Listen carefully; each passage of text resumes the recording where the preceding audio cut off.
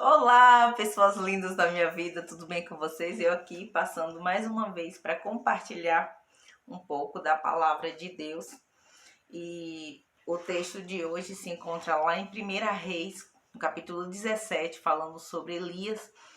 E foi quando Deus deu uma ordenância para ele. No capítulo 17, versículo 3, ele diz assim: Vai-te daqui e vira para o oriente e esconde-te junto aos ribeiros de Queribe, que está diante do Jordão. E há de ser que beberás do ribeiro, e eu tenho ordenado aos corvos que ali te sustente. E assim foi.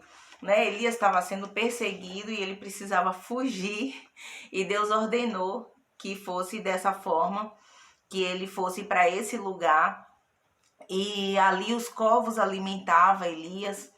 Se você aprofundar no decorrer do versículo, do capítulo, você vai ver que os corvos traziam pão e carne de manhã e à noite também.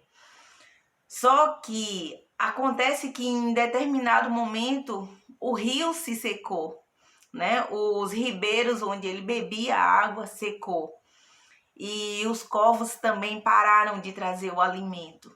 É aquele momento na vida que acontece algo ruim, e quando parece que vai melhorar, quando parece que chegou a solução, tudo fica pior, né? O que já estava ruim fica ainda mais pior. E aí bate o desespero. E eu quero te dizer o seguinte: nada acontece na nossa vida por acaso.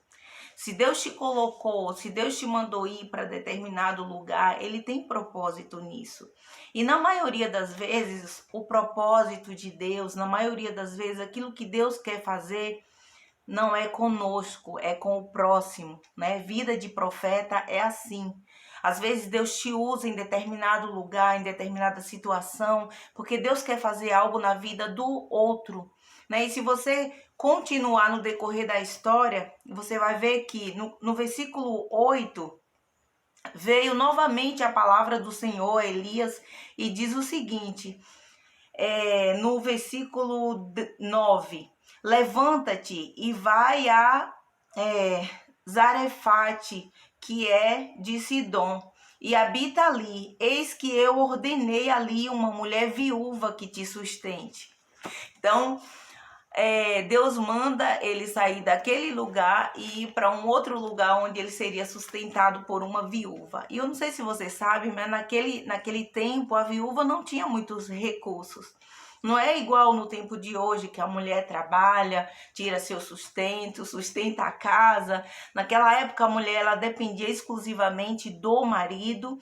E quando o marido morria, ela dependia do filho, daquele filho adulto que trabalha, que sustenta a casa.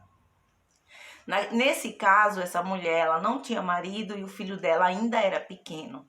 Então, como Elias seria sustentado por uma viúva? E ele vai àquele lugar e encontra aquela mulher apanhando lenha. Você vai ver isso no capítulo, seguindo aí no capítulo 17. E ele pede água para aquela mulher, e a mulher vira para pegar água, ele diz: traz também pão, porque eu tô com fome. E ela volta para Elias e fala: Senhor, eu não tenho o que comer. Eu estava agora mesmo apanhando lenha, porque a única coisa que eu tenho em casa é um pouco de farinha na panela e um pouco de azeite na botija.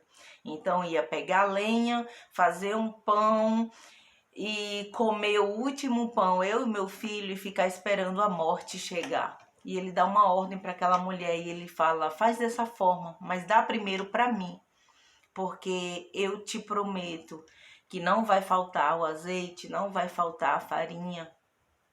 E assim foi, né? E Deus usou Elias para abençoar a vida daquela mulher. Então, o objetivo de Elias estar naquele lugar, naquele momento, não era só para abençoar a vida dele, porque ele foi de fato sustentado por aquela viúva.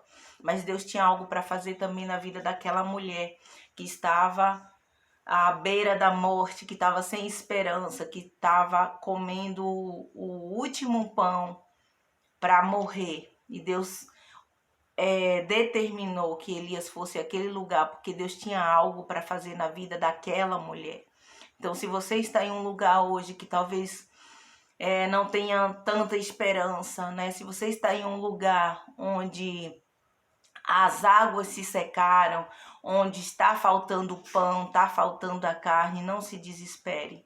Deus te colocou nesse lugar, Deus vai colocar você aonde Ele desejar, porque você é profeta, porque você é usado por Deus, porque Ele tem propósito em tudo que faz. Às vezes na tua vida e às vezes na vida daqueles que te cercam, das pessoas que o Senhor coloca sobre a tua responsabilidade, das pessoas que Deus quer fazer algo através da tua vida.